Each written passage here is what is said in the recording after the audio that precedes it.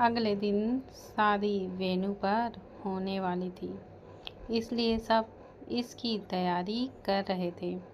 Aditya study room से कमरे में आता है तो देखता है दिव्या बेड पर छोटे बच्चों के कपड़े और बहुत सारे सामान लेकर बैठी थी। वह कपड़ों और सामानों को बड़े प्यार से छू रही थी। उसकी आंखें एकदम खाली थीं और उसके चेहरे पर कोई भी एक्सप्रेशन नहीं थे।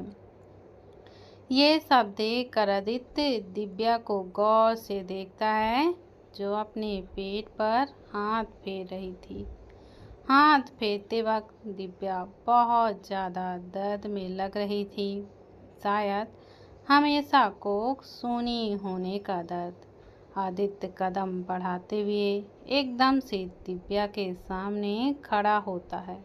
दिव्या जैसे ही आदित्य को देखती है, झट से अपने पेट से हाथ हटाती है और सारे सामान को समेटते हुए रुक रुक कर बोलती है, मैं आपके बचपन का सामान देख रही थी। दिव्या आदित्य से नज़रें चुरा रही थी। वह सारे सामान को समेटकर साइड में रख देती है और वॉशरूम की तरफ जाने को होती है कि आदित्य के एक आवाज़ से उसके कदम रुक जाते हैं। वाइफी। दिव्या रुककर वैसे की वैसी खड़ी रहती है। आदित्य दिव्या के आकर खड़ा हो जाता है। दिव्या अब सिर झुकाए खड़ी थी। आदित्य दिव्या के चिन को पकड़कर चेहरे को ऊपर करता है। दिव्या की नज़र सीधे आदित्य की नज़रों से मिल जाती है। आदित्य बहुत गौर से दिव्या के आँखों में देखता है। कुछ देर तक वह वैसे ही आँखों में देखता रहता है, फिर आँखों में देखते हुए ही कहता है, आँखें बहुत कुछ बयां कर रही हैं वाइफी। यह सुनते ही दिव्या अचानक से रोने लगती है। आदित्य अब भी बिना एक्सप्रेशन से उसे देखने लगता है। दिव्या रोते हुए आदित्य के सीने से लग जाती है और वैसे ही रोते हुए कहती है, मुझे हमारा बच्चा चाहिए। यह सुनते ही आदित्य का फेस धीरे धीरे डार्क होने लगता है। बस दिव्या ने आदित्य को पकड़ा हुआ था। आदित्य ने अपनी हाथ नीचे करके रखी थी। दिव्या सर उठाकर आदित्य को देखती है। आदित्य का चेहरा काफ़ी ज़्यादा डार्क था। दिव्या एकदम से उससे दूर होकर घुटनों के बल बैठकर सिर झुकाए रोने लगती है। दिव्या के आंसू बहते हुए फर्श पर गिरने लगती हैं। ये देख आदित्य मुट्ठी कस लेता है और अपनी आँखों को बंद कर लेता है। थोड़ी देर बाद आदित्य गहरी सांस लेता है और दिव्या के सामने घुटनों के बल बैठ जाता है। दिव्या के चेहरे को दोनों हाथों से थामकर उसके आंसुओं को पोंछते हुए कहता है, ओके, हम बेबी करेंगे। यह सुनते ही दिव्या झट से आदित्य के गले लगकर फिर से रोने लगती है। आदित्य दिव्या को बालों को सहलाते हुए, मैंने कहा ना कि हम बेबी करेंगे, अब तो चुप हो जाओ। दिव्या की आवाज़ आनी बंद सी हो जाती है। आदित्य दिव्या को धीरे से अलग करता है और आंसुओं को पोंछते हुए कहता है, बोलो, तुम्हें कितने बेबी चाहिए, 8, 10 या 15? दिव्या सिसकते हुए ही कहती है, इतने सारे बेबी हम संभाल नहीं पाएंगे, मुझे तो बस 2 ही बेबी चाहिए। यह सुनकर आदित्य के होठों पर मुस्कान आ जाती है। उसे स्माइल करता हुआ देख दिव्या फिर से एक बार आदित्य के सीने लग जाती है। आदित्य अब प्यार से दिव्या को बालों को सहलाने लगता है।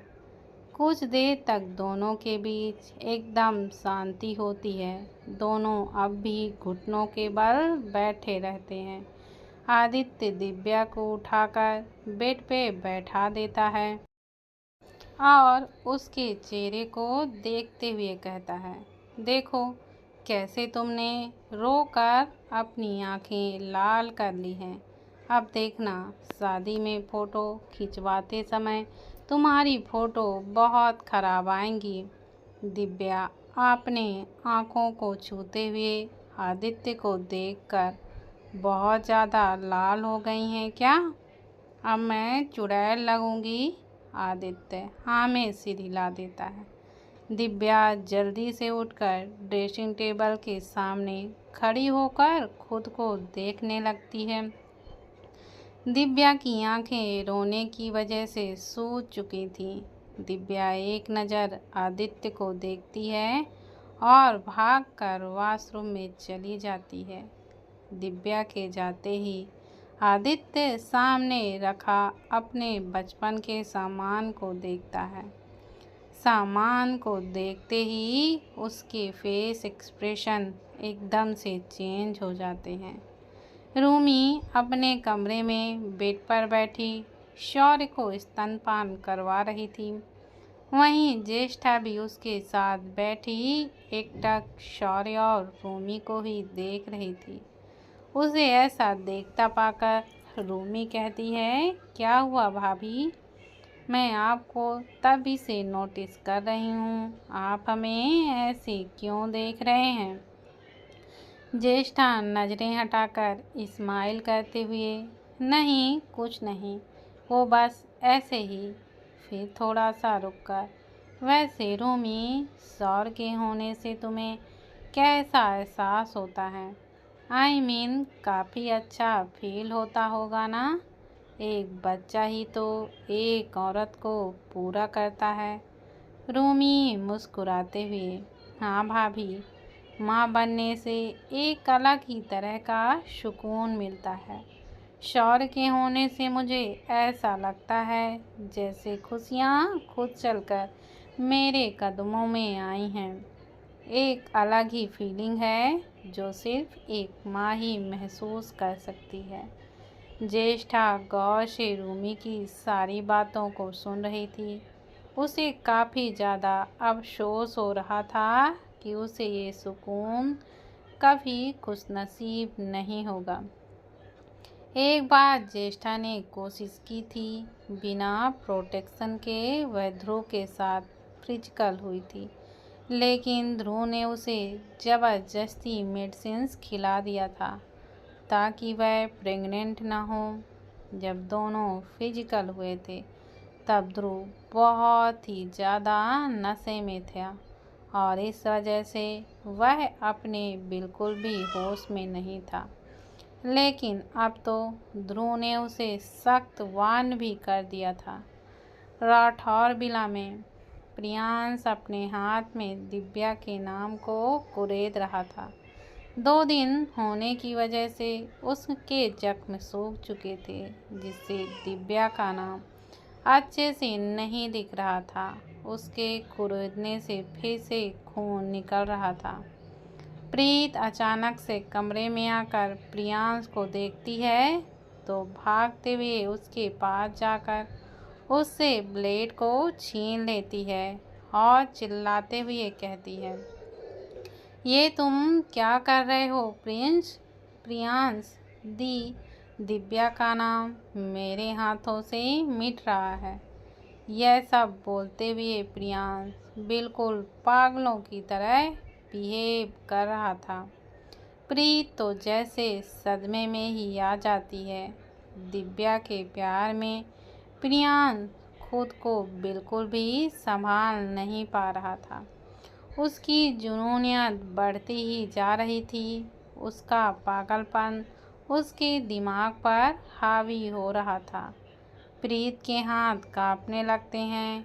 वह प्लेट को बालकनी से फेंक देती है और प्रियांश के सामने खड़ी होकर उसे गले लगाकर रोते हुए कहती है, ये सब क्या हो रहा है प्रिंस?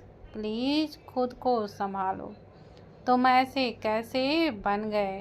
प्रियांश भी एकदम से रोते हुए कहता है, दी, मुझे बहुत दर्द हो रहा है, मेरे दिल में बहुत दर्द हो रहा है। मुझे दिव्या चाहिए दी, मुझे दिव्या चाहिए दी। मैं उसके बिना नहीं रह पाऊँगा, मैं मर जाऊँगा उसके बिना। प्रीत के आंसू अब झरझर झरने की तरह बहते हुए गालों से होते हुए प्रियांश के सेट पर गिरने लगती हैं। प्रीत अपने हाथ को धीरे धीरे प्रियांश के गर्दन पर ले जाकर उस पर प्रेस करती है, जिससे प्रियांश बेहोश हो जाता है। प्रीत प्रियांश को ले जाकर बेड पर लेटाती है और उसके हाथ पर बैंडेज करती है। इतना करते हुए वह दरवाजे की तरफ देख कर कहती है, अब बताइए हम लोग क्या करें प्रिंस का। दरवाज़ा खोलकर लय सिंह और शंकर अंदर आते हैं। उनकी आंखों में डर साफ दिख रहा था। शंकर प्रियांश को देखने लगते हैं। वहीं लय सिंह प्रियांश के पास बैठकर उसके हाथों को पकड़कर कहते हैं, कहीं अतीत अपने आप को ना दोहरा दे। प्रियांश का पागलपन तो बिल्कुल भाई जैसा होता जा रहा है। कहीं इसकी वजह से फिर से हमारे परिवार न बिखर जाए। शंकर कुछ सोचते हुए कहते हैं, हम प्रिंस को पैथोलॉजिस्ट के पास ले जाएंगे। यह सुनकर प्रीत गुस्से से कहती है, पापा प्रिंस को कुछ नहीं हुआ है, मेरा प्रिंस बिल्कुल ठीक है। बोलते हुए प्रीत प्रियांश के हाथ को अपने हाथों से पकड़ लेती है। कुछ देर तक तीनों के बीच बिल्कुल खामोशी होती है।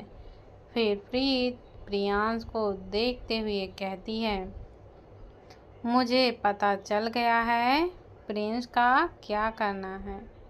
प्रीत की बात सुनकर लय और शंकर प्रीत को सवाली नज़रों से देखने लग गए। शाम 7 बजे शाम हो चुकी थी और सभी लोग वेन्यू पर पहुंच भी चुके थे। सभी लड़कियां एक कमरे में दुल्हन के रूप में सज रही थीं। प्रीत को किसी सोच में खोया हुआ देखकर दिव्या कहती है, क्या हुआ प्रीत, तुम ऐसे? बोलते हुए रुक जाती है। फिर एकदम से मुस्कुराते हुए कहती है, ओह, तो अभी से अर्जुन के ख्यालों में डूबी हुई है। प्रीत ख्यालों से बाहर आकर दिव्या को देखकर हल्का सा मुस्कुराते हुए कहती है, ऐसी कोई बात नहीं है दिव्या।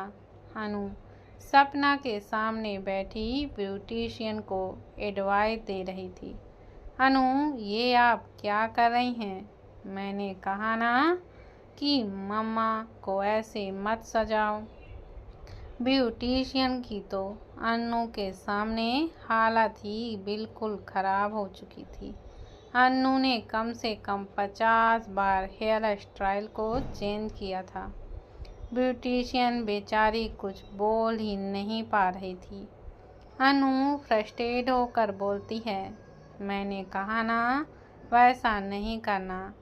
मैंने ना आपकी कंप्लेन पापा के पास करूँगी, फिर आपको समझ आएगा। यह सुनते ही ब्यूटिशियन की डर से पसीने छूटने लगती हैं। ब्यूटिशियन की हालत देखकर सपना अनु से कहती है, बच्चा आप एक काम कीजिए, पापा के पास चले जाइए, उनको भी तो आपको रेडी होते देखना है ना। अनु अपना सिर पीट कर कहती है, अरे हाँ, मैं तो पापा को भूल ही गई थी, मैं अभी उनको देख कर आती हूँ। बोलते हुए अनु फुदकते हुए वहाँ से चली जाती है।